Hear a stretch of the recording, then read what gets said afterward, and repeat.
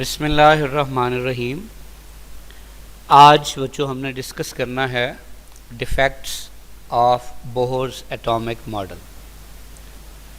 अब Bohr's atomic model के defects में बारी बारी अगर हम डिस्कस करें तो सबसे पहला जो डिफेक्ट है वो कौन सा है? सबसे पहला डिफेक्ट है बेसिकली नो एक्सप्लेनेशन, मतलब कोई एक्सप्लेनेशन नहीं है। किसकी एक्सप्लेनेशन नहीं है? ऑफ ओरिजिन ऑफ स्पेक्ट्रम, कि कहाँ से आता है स्पेक्ट्रम, लेकिन किसका spectrum? Of poly electron systems, यानी ऐसे सिस्टम जिनमें इलेक्ट्रॉन्स एक से ज़्यादा हैं, उनके बारे में कोई एक्सप्लेनेशन नहीं मिलती हमें बोहर के एटॉमिक मॉडल से। अब ज़रा हम यहाँ पे दो बातें अलग अलग डिस्कस कर लेते हैं। देखिए बच्चों, एक होते हैं मोनो इलेक्ट्रॉन सिस्टम्स, यानी ऐसे सिस्टम्स जिनमें एक ही इलेक्ट्रॉन है। अगर इनके स्पेक्ट्रम की बात करें तो ये हमें पता चलते हैं क्योंकि ये हाइड्रोजन जैसे होते हैं। लेकिन अगर पॉली इलेक्ट्रॉन सिस्टम्स की हम बात करें तो इनके स्पेक्ट्रम के बारे में बोहर के मॉडल से हमें कुछ भी पता नहीं चलता, क्योंकि ये हाइड्रोजन जैसे नहीं होते। अब देखिए कैसे हमें पता चलता है और कैसे नहीं चलता। फ़र्ज़ किया हम बात करते हैं हाइड्रोजन की, तो इसका एटॉमिक नंबर है 1, तो इसमें एक ही इलेक्ट्रॉन है, तो इसके स्पेक्ट्रम के बारे में तो हमें आइडिया हो जाएगा। यानी ये वो हैं जिनके बारे में हमें आइडिया है, पर ये वो हैं जिनके बारे में हमें आइडिया नहीं है। इसी तरह अगर मैं कहता हूँ जी हमारे पास है हीलियम, इसका एटॉमिक नंबर 2, तो फिर इसमें कितने इलेक्ट्रॉन है भला? 2 इलेक्ट्रॉन है। तो इसके स्पेक्ट्रम के बारे में बोहर का मॉडल हमें कोई कंसेप्ट नहीं देता, जबकि हाइड्रोजन में एक इलेक्ट्रॉन था तो इसका ये कंसेप्ट हमें देता है। इसी तरह ये जो हीलियम है जिसका एटॉमिक नंबर 2 है, अगर मैं इसके ऊपर +1 चार्ज ले आऊं, मतलब जो इसमें 2 इलेक्ट्रॉन थे आपने उनमें से एक क्या कर दिया? निकाल दिया। तो अब इसमें एक इलेक्ट्रॉन बच गया, तो इसके स्पेक्ट्रम को बोहर का मॉडल एक्सप्लेन कर सकता है, लेकिन जो सिर्फ हीलियम था उसके स्पेक्ट्रम को ये एक्सप्लेन नहीं कर सकता। इसी तरह बच्चों हमारे पास है लिथियम, लिथियम का एटॉमिक नंबर है 3, तो इसका मतलब है इसमें 3 इलेक्ट्रॉन है, यानी ये पॉली इलेक्ट्रॉन सिस्टम है। तो बोहर का मॉडल इसके स्पेक्ट्रम को एक्सप्लेन नहीं कर सकता। लेकिन अगर हम बच्चों इसी लिथियम पे +2 चार्ज ले आए, मतलब इसमें 3 में से कितने इलेक्ट्रॉन निकाल दिए? 2, तो बाकी बच गया 1 इलेक्ट्रॉन। तो अब इसके स्पेक्ट्रम को बोहर का एटॉमिक मॉडल एक्सप्लेन कर सकता है। बात समझ आ रही है? जी सर। इसी तरह फर्ज किया हमारे पास है बेरिलियम, बेरिलियम का एटॉमिक नंबर है 4, तो इसमें 4 इलेक्ट्रॉन हैं। तो अब बोहर का मॉडल इसके स्पेक्ट्रम को एक्सप्लेन नहीं कर सकता। लेकिन अगर हम इसी बेरिलियम पे कौन सा चार्ज ले आए? +3, यानी 3 इलेक्ट्रॉन इसमें से निकल जाए, तो बाकी जो बचेगा वो 1 इलेक्ट्रॉन होगा, यानी ये मोनो इलेक्ट्रॉन सिस्टम है। तो इसके स्पेक्ट्रम को बोहर का मॉडल एक्सप्लेन कर सकता है। बात समझ आ गई? तो ये बहुत इंपॉर्टेंट डिफेक्ट है, ठीक है। ये इसमें से MCQs आते हैं अक्सर, मसलन आपको कोई सी 4 स्पीशीज़ दे देगा और वो कहेगा कि बताएं इनमें से वो कौन सी स्पीशी है जिसके स्पेक्ट्रम को बोहर का मॉडल एक्सप्लेन कर सकता है, या पूछेगा वो कौन सी स्पीशी है जिसके स्पेक्ट्रम को बोहर का मॉडल एक्सप्लेन नहीं कर सकता। तो बात समझ आ गई बच्चों? जी सर। अब देखिए दूसरा डिफेक्ट कौन सा है। दूसरा जो डिफेक्ट है इसको हम बोलते हैं बच्चों कि नो एक्सप्लेनेशन, नो एक्सप्लेनेशन, यानी बोहर का मॉडल हमें एक्सप्लेनेशन नहीं देता। किसकी नहीं देता? Of fine structure, fine structure की। या ये जो लफ्ज़ है फाइन स्ट्रक्चर, इसे हम मल्टीपल स्ट्रक्चर भी बोलते हैं। तो बोहर का मॉडल फाइन स्ट्रक्चर या मल्टीपल स्ट्रक्चर का हमें कोई कंसेप्ट नहीं देता। अब देखते हैं ये फाइन स्ट्रक्चर या ये मल्टीपल स्ट्रक्चर होती क्या है। देखिए गौर से देखिए, अगर मैं ये कहूँ कि सपोज ये किसी भी एलिमेंट का है बच्चों स्पेक्ट्रम, अब इसके अंदर जो लाइंस होंगी उन लाइंस को हम क्या बोलेंगे भला?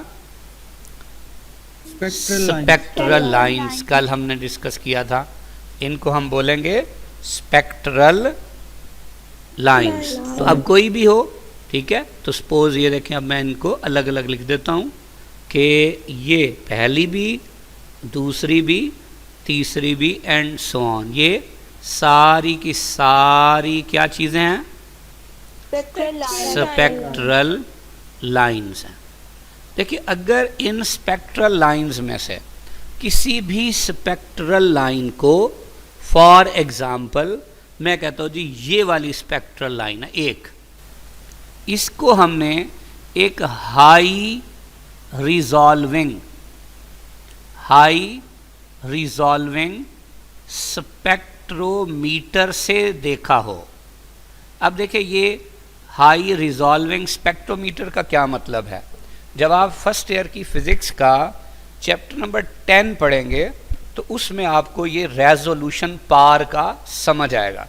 इसको मैं आसान लफ्ज़ों में यूँ समझा देता हूँ कि जैसे जब किसी छोटी सी चीज़ को आप किसी लेंस से देखते हैं, वो उस चीज़ को जितना बड़ा करके दिखाएगा या जितना उसका क्लियर इमेज करके दिखाएगा, असल में उसकी रेजोल्यूशन पावर उतनी ही ज़्यादा होगी। मसलन मैं आपसे पूछूं कि भाई बताएं, कंपाउंड माइक्रोस्कोप होता है और इलेक्ट्रॉन माइक्रोस्कोप होता है, तो बताएं किसकी रेजोल्यूशन या रिजॉल्विंग पावर ज़्यादा होगी? इलेक्ट्रॉन माइक्रोस्कोप की। बात समझ आ गई। तो जब बच्चों हम किसी भी चीज़ के स्पेक्ट्रम में स्पेक्ट्रल लाइंस को हाई रिजॉल्विंग स्पेक्ट्रोमीटर के ज़रिए ऑब्जर्व करते हैं तो पता ये चलता है कि वो जो एक स्पेक्ट्रल लाइन थी वो असल में एक नहीं थी, वो एक से ज़्यादा थी, एक से ज़्यादा थी। यानी वो हमें एक से ज़्यादा लाइंस में बेसिकली स्प्लिट हुई दिखाई देती है। तो ये जो फिनोमिना है इसे हम कहते हैं बच्चों फाइन स्ट्रक्चर या फिर मल्टीपल स्ट्रक्चर। अब जो बोहर का मॉडल है उसने हमें इसके बारे में कोई कंसेप्ट नहीं दिया। जबकि आगे चल के एक और साइंटिस्ट था जिसका नाम था शिरोडिंगर ने इसका कंसेप्ट हमें दिया। अब उसने क्या कंसेप्ट दिया? उसने ये कहा कि जैसे अगर मैं आसान लफ्ज़ों में एक बात आपको बताऊं, गौर से समझना है कि जैसे फ़र्ज़ किया ये मैं कहता हूं कि ये पूरी जो जगह है ये पूरा एक क्या है? बहावलपुर है। अब बहावलपुर के हम इस तरह करके कई सारे फ़र्ज़ किया जी हिस्से बना लेते हैं। ये बहावलपुर के कई सारे हिस्से हैं। अब मैं ये कह देता हूँ, फ़र्ज़ किया ये मॉडल टाउन ए है, ये जी मॉडल टाउन बी है, ये मॉडल टाउन सी है, ये जी सैटेलाइट टाउन है। समझ आ रही है बात? सैटेलाइट टाउन है। ये जी मिसाल के तौर पे हम कहते हैं ये चीमा टाउन है, वगैरह वगैरह। ये हम कह देते हैं जी इस्लामी कॉलोनी है, ये है जी हम कहते हैं जी बगदाद कैंपस है IUB का। तो अब आप देखिए गौर से कि जब आप नक्शा देखते हैं, नक्शा गूगल मैप्स पे, तो आपको पता होगा कि सबसे पहले अगर आप दुनिया का नक्शा देखें तो आपको वहाँ पाकिस्तान का सिर्फ डॉट दिखाई देता है। फिर पाकिस्तान के नक्शे को जब जूम करते हैं तो यही डॉट कई सारे डॉट में बट जाता है। किसी डॉट पे पंजाब लिखा होता है, किसी पे सिंध, किसी पे KPK वगैरह। जब पंजाब वाले डॉट को फिर आप जूम करते हैं तो कहीं बहावलपुर, कहीं मुल्तान वगैरह वगैरह। और जब बहावलपुर वाले नुक्ते को जूम करेंगे तो फिर इस तरह की चीज़ें आपको वहाँ नज़र आएंगी। ये बात समझ आई है? जी सर। तो इसका ये मतलब नहीं था कि वो पहले जो अगर फ़र्ज़ किया बहावलपुर का नुक्ता था तो वो नुक्ते जितनी ही उसके अंदर चीज़ें थी, लेकिन जैसे ही आपने जूम किया इसका मतलब आपने अब उसे देखा हाई रिजॉल्विंग पावर में। तो हमें पता क्या चला कि वो जो एक डॉट था उसके अंदर कई सारे और डॉट थे जो कि उसे हाई रिजॉल्विंग पावर में ले जाके आपको नजर आए, अदरवाइज वो नजर नहीं आते। बात समझ आ रही है? जी सर। तो अब असल में बच्चों श्रोडिंगर ने ये बताया कि भाई ये जो स्पेक्ट्रम के अंदर स्पेक्ट्रल लाइंस थी ना पहले वाली, ये स्पेक्ट्रल लाइंस असल में बच्चों शो कर रही थी ऑर्बिट्स को। किसको? ऑर्बिट्स को। ठीक है, ये जो ऑर्बिट्स होते हैं इन्हें हम शेल्स भी कहते हैं, लेकिन असल में इन ऑर्बिट्स या शेल्स के अंदर कई सारे क्या थे? इनके अंदर थे बच्चों सब शेल्स। क्या थे? कई सारे सब शेल्स थे, कई सारे सब शेल्स थे। तो ये बाद में पता चला, किसने हमें ये बात समझाई? श्रोडिंगर ने। बात समझ आ गई? मैं अगर इसकी एक मिसाल दे दूं आसान सी, तो जैसे आपके पास बच्चों कोई एलिमेंट है, उसके अंदर मैं ये कहता हूं कि जो शेल है, शेल वो है जी दूसरा। तो आपको पता है दूसरे शेल में कौन कौन से सब शेल होते हैं? मैट्रिक में भी पढ़ा हुआ है। शाबाश, S और P। समझ आ गई? इसका मतलब ये जो लाइन थी ना, ये जो स्पेक्ट्रल लाइन थी, अगर ये ये दूसरे ऑर्बिट या शेल की वजह से थी, तो जब आप हाई रिजॉल्विंग स्पेक्ट्रोमीटर से देखेंगे तो सोच के बताइएगा ये कितनी लाइंस में स्प्लिट होगी? 2 लाइंस में। तो पहली लाइन होगी फॉर S सब शेल और दूसरी होगी बच्चों फॉर P सब शेल। ये बात सबको क्लियर हो गई? Yes sir. ठीक है, तो ये है फाइन स्ट्रक्चर या मल्टीपल स्ट्रक्चर, जिसकी एक्सप्लेनेशन किसने नहीं दी? बोहर ने नहीं दी। ठीक हो गया?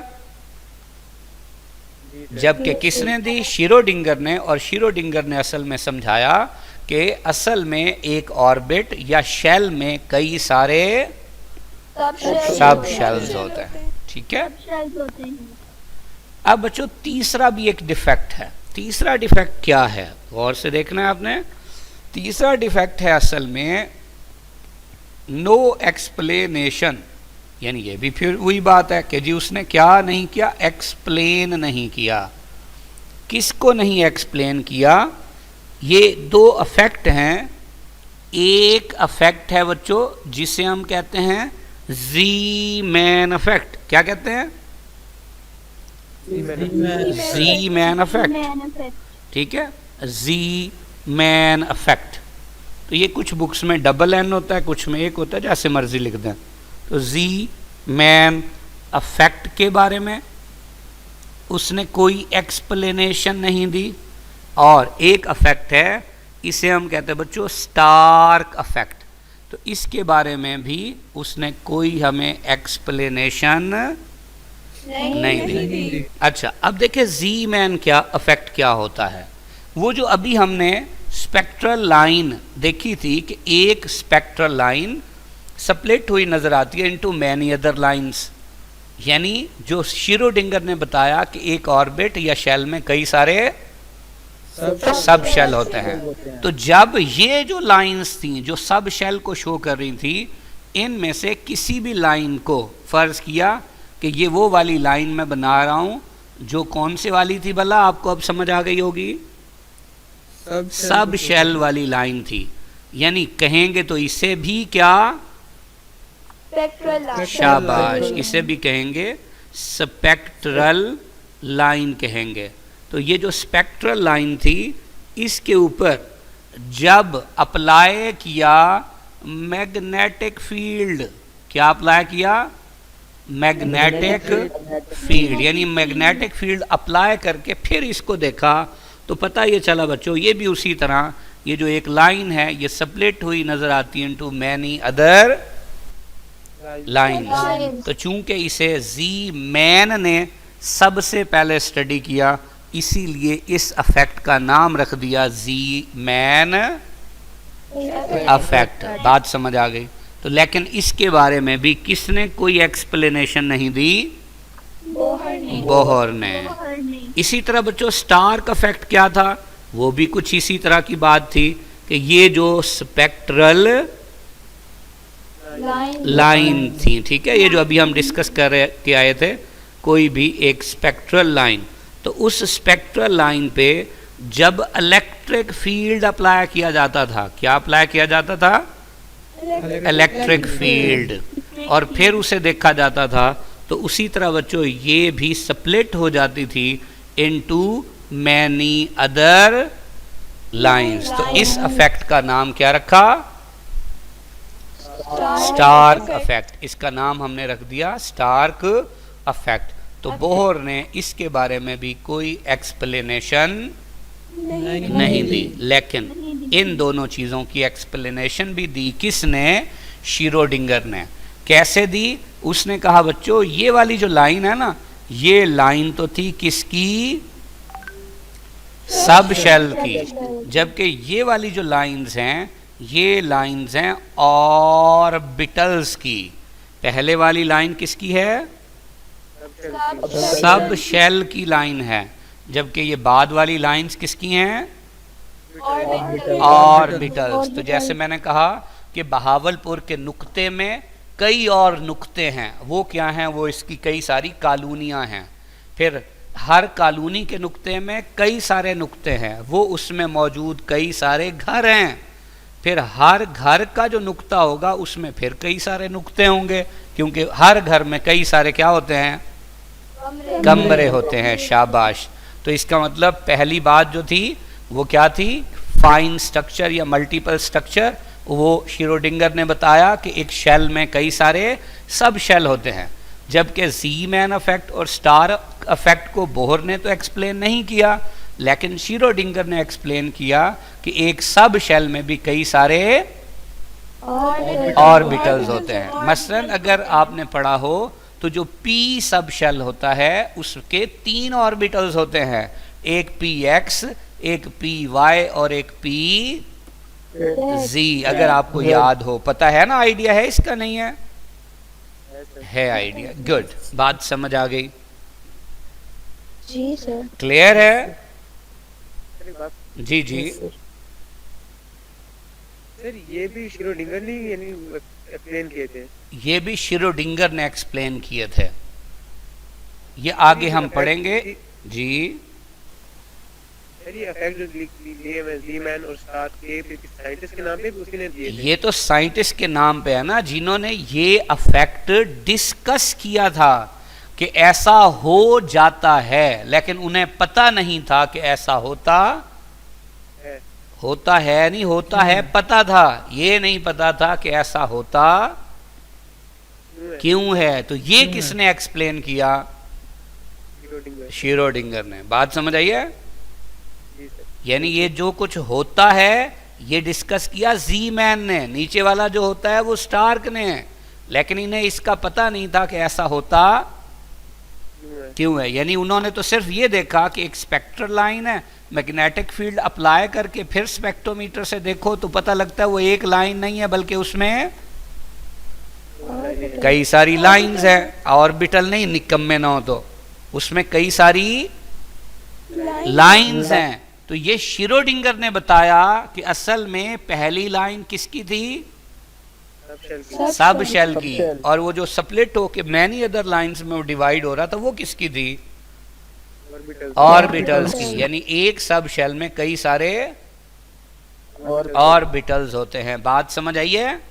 ये सब शेल और ऑर्बिटल्स का नहीं पता था ना जी मैन को, ना स्टार को, और ना ही बोहर को। ये बात एक्सप्लेन की किसने? शीरोडिंगर ने। बात समझ आई? अच्छा हुआ पूछ लिया, नहीं तो पता नहीं कहां का किधर कंसेप्ट मिलाई खड़े थे। ओके जी। जो बोहर का मॉडल था उसके अंदर एक और डिफेक्ट भी था। वो बेसिकली डिफेक्ट कौन सा था, गौर से देखिएगा। वो डिफेक्ट था बच्चों, उसे हम आसान लफ्ज़ों में यूं कह सकते हैं कि नो एक्सप्लेनेशन, यानी एक्सप्लेनेशन नहीं दी। किसने नहीं दी जी? बोहर ने नहीं दी। किसकी एक्सप्लेनेशन नहीं दी? Of 3D model. 3D मतलब 3 डायमेंशनल मॉडल ऑफ एटम, यानी उसके बकौल तो मॉडल ऑफ एटम 3 डायमेंशनल था ही नहीं, वो तो 2 डायमेंशनल था। जैसे उसने कहा जी न्यूक्लियस होता है और उसके बाहर सर्कुलर ऑर्बिट्स होते हैं, यानी जैसे एक प्लेट नहीं होती सीधी सीधी वो टेबल के ऊपर आ जाती है, उसका कोई हिस्सा फर्ज किया हम कहते हैं बाहर को नहीं निकला होता, वगैरह वगैरह। तो इसके लिए अगर हम लफ्ज़ इस्तेमाल करें तो जो बोहर ने इस्तेमाल किया, उसने कहा जी ये जो मॉडल है ये कैसा होता है? फ्लैट होता है। जैसे ये स्क्रीन पे आपको जो नज़र आ रहा है ऐसे ही होता है। लेकिन समरफेल्ड ने जो राय दी उसके मुताबिक वो फ्लैट नहीं होता, बल्कि वो असल में 3 डायमेंशनल होता है। 3 डायमेंशनल, यानी ये जो आपको नज़र आ रही हैं ये एलिप्टिकल ऑर्बिट्स, ये आपको आइडिया हो गया होगा कि मसलन एक ऑर्बिट होगा आपसे स्क्रीन की तरफ जा रहा होगा, एक आपके दाएं हाथ से बाएं हाथ की तरफ जा रहा होगा, एंड सो ऑन। तो ये इसकी सारी की सारी कहानी किस तरह होगी? 3 डायमेंशनल होगा। बात समझ आ गई? तो ये समरफेल्ड सजेशन, इसे हम कहते हैं समरफेल्ड सजेशन। यानी ये समरफेल्ड ने क्या सजेशन दी बेसिकली किसके बारे में? हाँ, एटम की स्ट्रक्चर के बारे में। तो समरफेल्ड ने बच्चे ये बताया कि बेसिकली जैसे अगर आपको याद हो कि बोहर के मुताबिक एटम के दरमियान में यूं न्यूक्लियस होता है और उसके बाहर होते हैं सर्कुलर ऑर्बिट्स। इसके बाहर होते हैं ऐसे सर्कुलर ऑर्बिट्स। ठीक है, ये जो बात थी ये किसने बताई? बोहर ने। ठीक है, लेकिन समरफेल्ड ने कहा कि नहीं, ऐसा नहीं होता। उसने कहा कि ठीक है, दरमियान में न्यूक्लियस होता है, अब बाहर ऑर्बिट्स होते हैं, लेकिन वो जो ऑर्बिट्स होते हैं वो सर्कुलर नहीं होते। उन ऑर्बिट्स की शेप होती है एलिप्टिकल। उन ऑर्बिट्स की शेप कैसी होती है? एलिप्टिकल। एलिप्टिकल को आप यूं कह सकते हैं जैसे अंडा होता है, जैसे अंडा होता है उसकी शक्ल का। तो बेसिकली उसने कहा कि एलिप्टिकल ऑर्बिट्स होते हैं, ये ऑर्बिट्स सर्कुलर नहीं होते। बात समझ आ गई? ठीक है, और ये जो इसकी बात थी ये आगे चल के वाकई साबित भी हो गई एक्सपेरिमेंट से कि वाकई जो समरफेल्ड की सजेशन है वो सही है या गलत है? सही है। बात समझ आ गई? तो समरफेल्ड का रोल क्या था? इसने बोहर के मॉडल का जो कंसेप्ट था जिसके मुताबिक बेसिकली न्यूक्लियस के बाहर सर्कुलर ऑर्बिट्स होते हैं, उसको थोड़ा सा चेंज किया और क्या बताया कि ये जो ऑर्बिट्स होते हैं न्यूक्लियस के बाहर ये सर्कुलर नहीं होते बल्कि एलिप्टिकल होते हैं। ठीक है, और दूसरी बात क्या है? दूसरी बात ये है कि इन सब का सेंटर या फोकस जो है वो असल में क्या था? किसी भी एटम का न्यूक्लियस। इन सब का फोकस उस एटम का बेसिकली न्यूक्लियस था। समझ आ गई बात? से। ठीक है, तो बहुत ही इम्पॉर्टेंट लॉन्ग क्वेश्चन भी है, जबकि इसमें से जी मैन अफेक्ट शॉर्ट क्वेश्चन में आ जाता है, स्टार्क अफेक्ट शॉर्ट क्वेश्चन में आ जाता है, फाइन स्ट्रक्चर या मल्टीपल स्ट्रक्चर शॉर्ट क्वेश्चन में आ जाता है, जबकि एमसीक्यूज़ में आ जाएगा कि मसलन वो कहेगा कि जब आपके पास एक स्पेक्ट्रल लाइन है और आप उसे मैग्नेटिक फील्ड अप्लाई करके देखते हैं तो बताएं वो स्प्लिट हो जाती है इनटू मैनी अदर लाइन, तो इसे क्या बोलते हैं। तो आपको मैं एक हिंट दे रहा हूँ, देखिए जी मैन में एम आता है, जी मैन में आता है एम, और दूसरे में देखिए नहीं आता, और मैग्नेटिक फील्ड में भी क्या आता है, एम आता है। तो याद रखना है आपने, जी मैन अफेक्ट का ताल्लुक मैग्नेटिक फील्ड से है। तो अंडरस्टूड होगा कि स्टार्क अफेक्ट का ताल्लुक किससे है, इलेक्ट्रिक फील्ड से। ठीक है, तो इसको ज़रा बुक से एक दफ़ा अच्छी तरह से रीड आउट कर लीजिए।